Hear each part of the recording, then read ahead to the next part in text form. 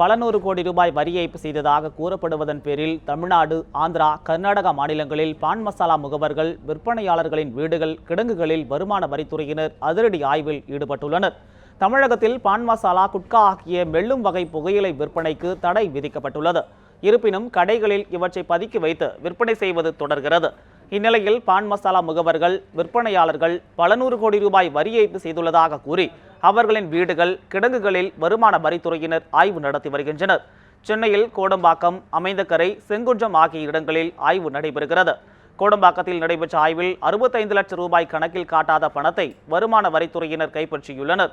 சென்னை தவிர புதுச்சேரி, ஆந்திர மாநிலம் குண்டூர், கர்நாடக மாநிலம் பெல்காம் உள்ளிட்ட 22 இடங்களில் ஆய்வு நடைபெறுகிறது. வருமான வரித்துறையினரின் இந்த ஆய்வு மாலை வரை நடைபெறும் என்று கூறப்படுகிறது.